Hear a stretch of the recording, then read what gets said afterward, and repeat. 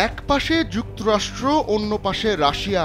চরম বৈরিতাপূর্ণ দুই দেশের মাঝে অবস্থান ছোট দুই দ্বীপের। একটি দ্বীপ পড়েছে যুক্তরাষ্ট্রের সীমানায়, অন্যটি রাশিয়ার। শত্রু দেশের মতো দুই দ্বীপেও রয়েছে অদ্ভুত এক বৈরিতা। দুই দ্বীপের দূরত্ব কয়েক কিলোমিটার, কিন্তু তাদের মধ্যে সময়ের ব্যবধান আকাশ পাতাল। এত কাছাকাছি থাকার পরও এক দ্বীপে শনিবার তো অন্য দ্বীপে রোববার। অর্থাৎ পৃথিবীর এই স্থানে গেলে টাইম ট্রাভেল করা যায়। বেরিং প্রণালীতে এই দুই দ্বীপের অবস্থান। একসঙ্গে এই দুই দ্বীপকে বলা হয় ডাইমিড দ্বীপপুঞ্জ। দুই দ্বীপের মাঝ বরাবর আন্তর্জাতিক ডেডলাইন যাওয়ায় দ্বীপ দুটিকে আবার ইয়েস্টারডে ও টুমোরো দ্বীপও বলা হয়।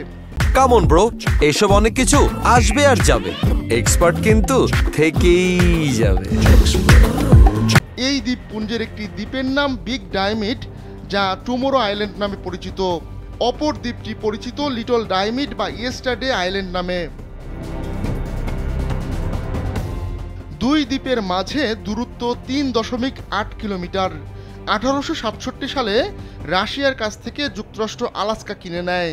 তখন 7.3 বর্গ কিলোমিটারের লিটল ডাইমিড যুক্তরাষ্ট্রের ভেতর পড়ে। তবে বিক্রি চুক্তির আওতায় বিগ ডাইমিড ছিল না বলে সেটি রাশিয়ার অংশই থেকে যায়। পরবর্তীতে দুই দেশ দ্বীপ দুটির মাঝে একটি রেখা টেনে দেয়, যা আইস কার্টেন নামে পরিচিত।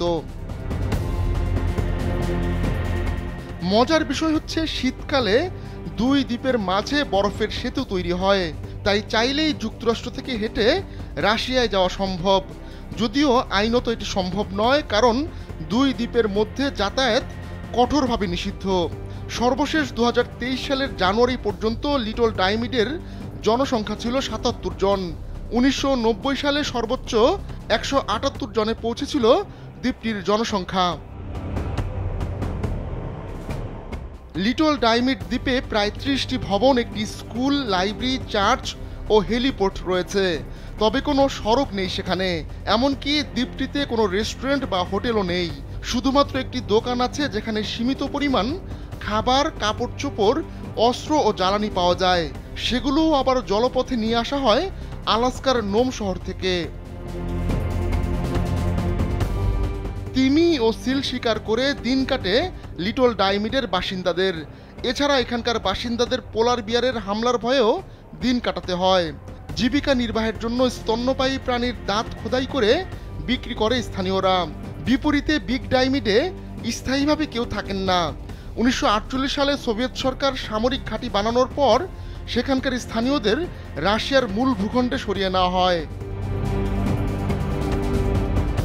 বর্তমানে বিগ ডাইমিডে রাশিয়ার একটি আবহাওয়া স্টেশন ও রুশ বর্ডার গার্ড বাহিনীর ঘাঁটি রয়েছে। শীতের সময় দুই দ্বীপের তাপমাত্রা -14 ডিগ্রি সেলসিয়াসে নেমে আসে, আর ডিসেম্বর থেকে জানুয়ারি পর্যন্ত বরফময় থাকে পুরো এলাকা। গ্রীষ্মে তাপমাত্রা 10 ডিগ্রি সেলসিয়াস পর্যন্ত ওঠে। এই দুই দ্বীপের মাঝ দিয়ে কল্পিত আন্তর্জাতিক ডেডলাইন টানায় এত কাছে থাকার পরও সময়ের পার্থক্য একদিনের।